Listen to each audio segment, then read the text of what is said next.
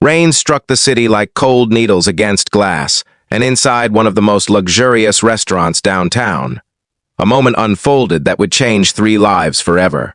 At a corner table near the window sat an elderly man whose trembling hands could barely hold a spoon. His clothes were neat but old, his wheelchair worn with time, and his eyes carried the quiet sadness of someone long forgotten. Around him, wealthy guests enjoyed expensive meals without noticing his struggle. But not far away, hidden behind the soft glow of chandeliers and polished silver, a young waitress gently leaned toward him and carefully fed him soup, with the patience of a daughter caring for her father. She did not know that someone powerful was watching from the shadows of the restaurant balcony above. That man was a billionaire, and what he witnessed that night would shake him more than any business collapse or financial loss ever had. Before we continue, ISAT. If you believe kindness still matters in this world and that second chances can change lives, please like, comment, share, and subscribe to the channel. Your support helps bring more emotional stories like this to people everywhere. The restaurant was called Silver Crest, a place where reservations were booked months in advance and where successful people came to celebrate victories and display wealth. Crystal lights hung from the ceiling like frozen stars, and the smell of fresh bread and roasted herbs floated through the air. Among the elegant staff moving gracefully between tables worked 26-year-old Emily Carter. Most customers barely remembered her face after leaving, yet Emily carried a warmth impossible to fake. Her smile came not from perfect circumstances, but from surviving difficult ones. Emily's life had never been easy. She rented a tiny apartment above an old grocery store and worked double shifts to pay medical bills left behind by her late mother's illness. Years earlier, cancer had taken the woman who had raised her alone.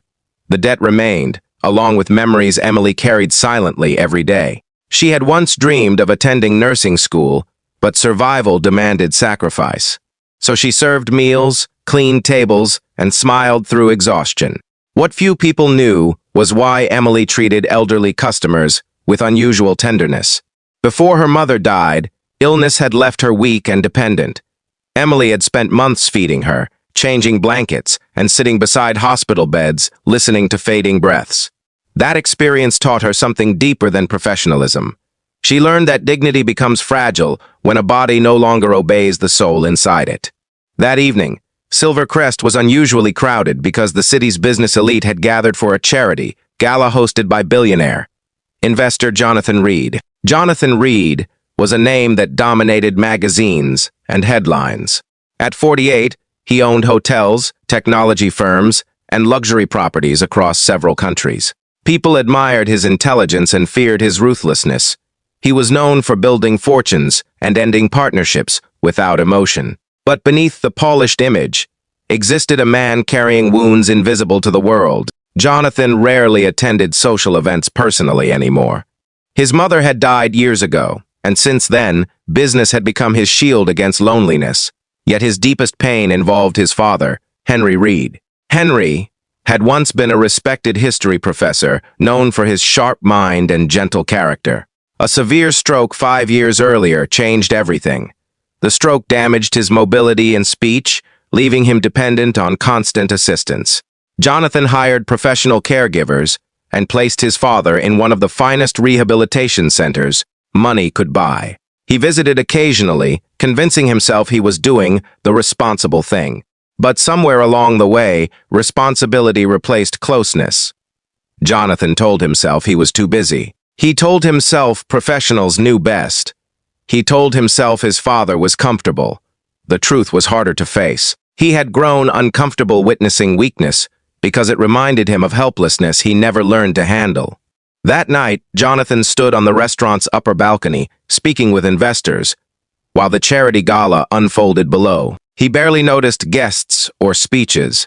Numbers and negotiations occupied his attention until something unexpected pulled his eyes downward. He saw Emily, and he saw the elderly man.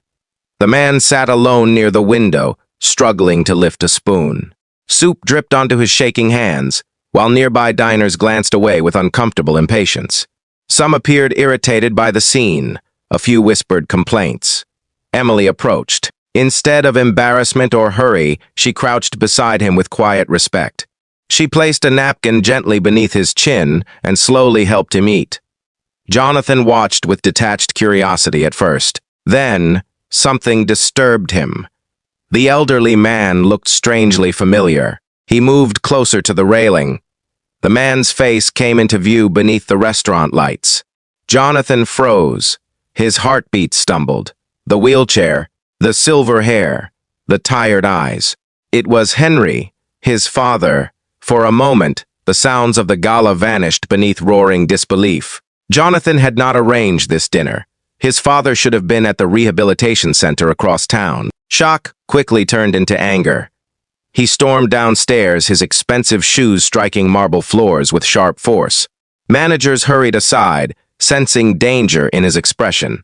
As Jonathan approached the table, emotions collided inside him.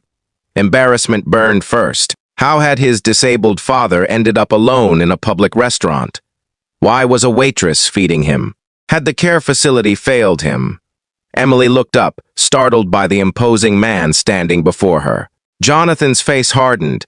He demanded explanations from staff, assuming negligence. But before accusations could grow louder, the restaurant manager hurried over carrying uncomfortable news. Henry had not been abandoned. He had left voluntarily. Apparently, the rehabilitation center organized supervised outings for residents. Henry insisted on dining at Silver Crest because years ago, he and Jonathan's late mother celebrated anniversaries there. During the outing, Henry became overwhelmed and asked attendants for privacy. When they briefly stepped away, Emily noticed his difficulty and offered help. The explanation silenced Jonathan, but not his shame. He looked at his father more carefully. Henry's eyes avoided his. The old man appeared smaller than Jonathan remembered. Not physically, spiritually. Then Emily quietly revealed something that struck deeper. Henry had been coming to Silver Crest once every month, always alone, always alone, always ordering the same meal, and every visit he carried photographs. Jonathan looked down. On the table lay worn family pictures. One showed Jonathan as a young boy sitting on his father's shoulders. Another showed Jonathan's mother smiling between them. Emily spoke gently, explaining that Henry often stared at those pictures for hours, and though his speech was limited, he always repeated one painful sentence. He missed his son. The words landed harder than any public humiliation. Jonathan felt suddenly exposed, not as a billionaire, but as a son. Memory crashed into him without warning. He remembered childhood evenings when Henry stayed awake helping with homework. He remembered camping trips. He remembered scraped knees bandaged by patient hands. And he remembered promises that family would always come first. Yet somewhere between ambition and success, Jonathan became a stranger to the man who once carried him. Emily returned to feeding Henry quietly, not with judgment but compassion. And something unexpected happened. Jonathan saw tears forming in his father's eyes. Henry struggled to speak. His damaged voice emerged broken and weak, but understandable. He whispered Jonathan's name. The sound shattered years of emotional distance. Jonathan sat down slowly. For the first time in years, he did not check his phone or glance toward business associates. He simply sat beside his father. The gala continued around them, unnoticed. And then Emily shared what she had learned during Henry's visits. The old man never complained about illness, never asked for money, never expressed bitterness. He only spoke about Jonathan, how proud he was, how brilliant his son had become, how he wished success had not cost them time. Jonathan lowered his head.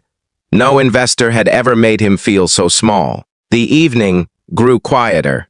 Rain, wine, slid down windows while restaurant music softened in the background.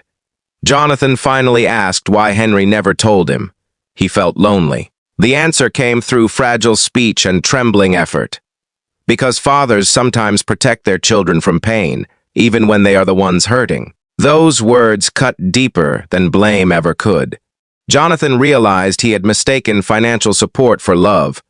He believed paying bills fulfilled his duty. But sitting beside his father now, watching another person provide tenderness he himself had withheld, he understood the difference between providing care and offering presents. Hours passed, the gala ended, guests departed, yet Jonathan remained beside Henry.